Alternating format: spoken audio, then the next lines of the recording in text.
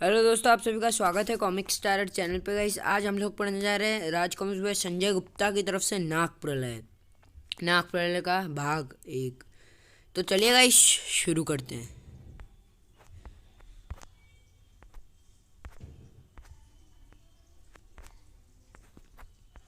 भविष्य में समय धारा में आने वाले भीषण ज्वार भाटे की शुरुआत बहुत पहले ही हो चुकी थी, जब अपने गुरु गोरखनाथ के आदेश पर नागराज ने सिल्वरलैंड से निकलकर अपने सफ़र की दिशा अमेरिका की जगह भारत के महानगर की ओर मोड़ दी। पढ़े नागराज युगारंभ संयुक्त संस्करण। ऐसी कौन सी आपदा आने वाली है जिसके लिए गुरुदेव को स्वयं मुझे आगाह करने आना पड़ा।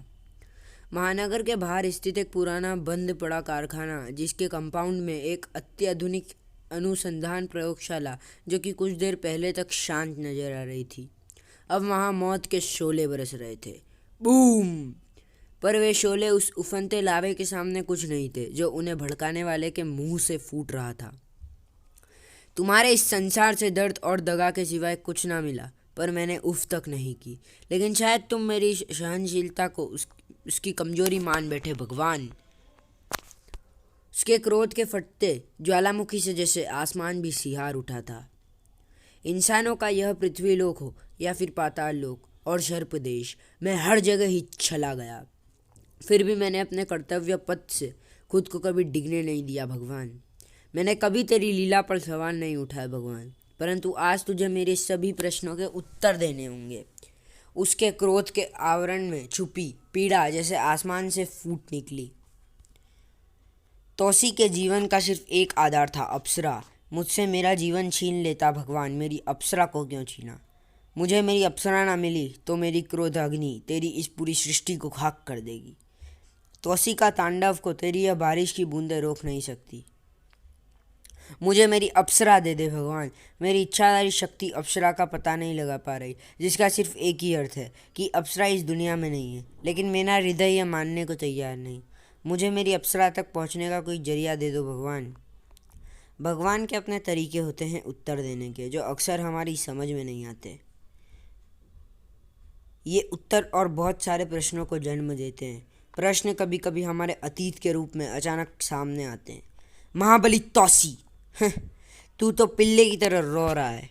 तुम समय पुराने चीर शत्रुओं को आमने सामने ला रहा था। डबोली, तू जिंदा है? डेंजर डबोली बोल सांप के दुम छल्ले। भगवान ने भक्त को राह दिखा दी थी, लेकिन राह बहुत लंबी थी, जिस पर चलना अंगारों पर रेंगने के समान था। मेरी अप्सरा कहाँ है डबोली? अले ले, अप्सरा चाहिए तोसी को। दुविधाओं का ध्वन अनंत था। अपनी इच्छाधारी मणि मुझे सौंप दे तोसी, फिर शायद तुझे अप्सरा का शव अंतिम संस्कार के लिए नसीब हो जाए। यह परीक्षा थी प्रेम और पराक्रम की, और यह बात संसार को बनाने वाला भी जानता था कि महाबली तौसी के समान ना कोई प्रेमी था और ना पराक्रमी। या फिर था। मौसम काफ़ी तेज़ी से ख़राब हो रहा है। ऊंची लहरों के थपेड़े आगे बढ़ना मुश्किल कर रहे हैं। नागराज के पराक्रम की अग्नि परीक्षा उस समुद्र से आरंभ हो रही थी। ओह, उस यॉट पर बड़े शिप से फायरिंग की जा रही है। यह तो पायरेट्स यानी समुद्र दस्युओं का जहाज लगता है। नागराज का अंदेशा सही था। याट अपने कब्जे में ले लो और उस लड़की को जिंदा पकड़कर हमारे पास लाओ, गंगू। समुद्री दस्यु अपने शिकार को अकेला और निहत्था कर चुके थे। Damn it, I am out of bullets. कितना भी मचल ले, लेकिन इस समुद्र में आई हर मछली गोगा के जाल में फंसी जाती है। ग्रेस कोई छोटी मछली नहीं जो तुम बदबूदार दस्युओं के जाल में फंस जाए। ग्रेस शार्क है, शिकारी का शिकार करना अच्छी तरह जानती है। ओ नहीं, जिंदा ग्रेनेड फेंक दिया कमबख्त ने। जल्दी कूदो सब। बेवकूफ़ लड़की, पूरा याट ही उड़ा दिया। लेकिन अब समुद्र में तुझे कौन बचाएगा भला? हा हा हा, देखो कैसे मचल रही है चिकनी मछली। छोड़ दो मुझे। उफ, सांप। हाय, बीच समुद्र में सांप कहाँ से आ गए? कुछ समझ आने से पहले ही किसी ने दस्युओं को पानी की सतह के नीचे खींच लिया। ओह गॉड, यह क्या हो रहा है? पानी के नीचे भी स्नेक हैंड के वार बिजली की गति को मात देने की कुव्वत रखते थे। दस्युओं को संभालने का मौका न मिला। गरजते आसमान के साथ उफनती लहरें अधिक आक्रामक हो रही थी। ये तो डुबो के ही मानेंगी। फिक्र मत करो, तुम सुरक्षित हो अब। ओह, यह कौन है? क्या समुद्र से निकला कोई देवता? सिर्फ ग्रेस ही नहीं, गोगा भी भौचक्का था।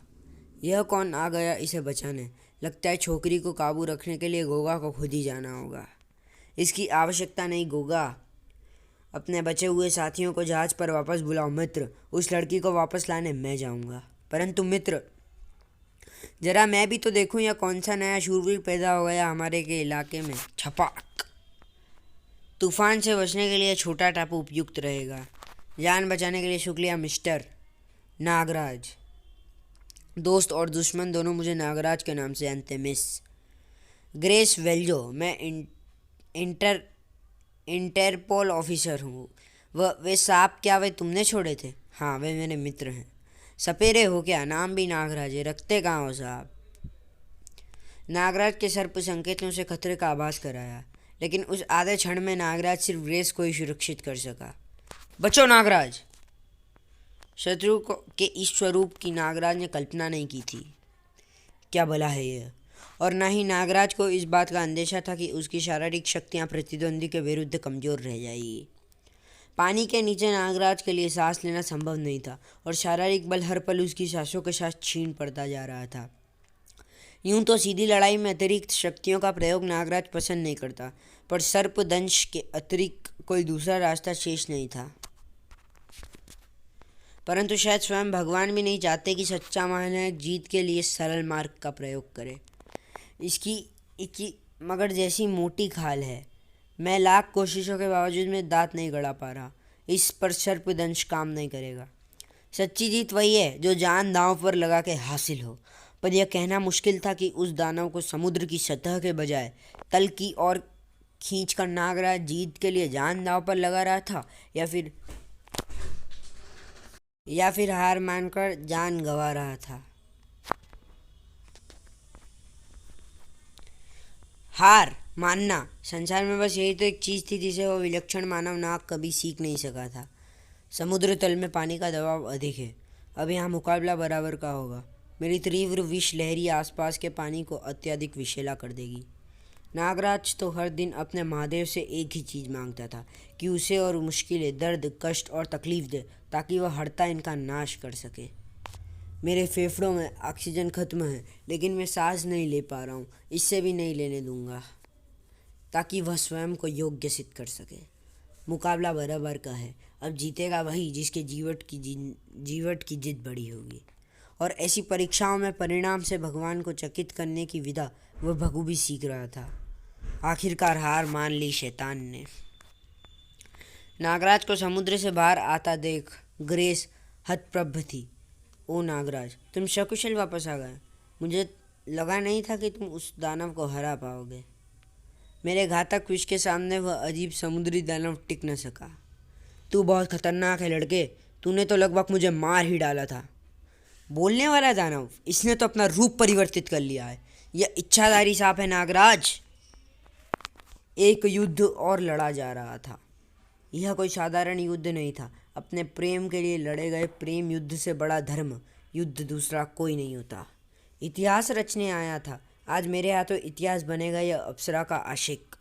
संसार अक्सर प्रेम करने वालों का उपहास करता है। वह यह नहीं जानता कि प्रेम से बड़ी कोई शक्ति नहीं।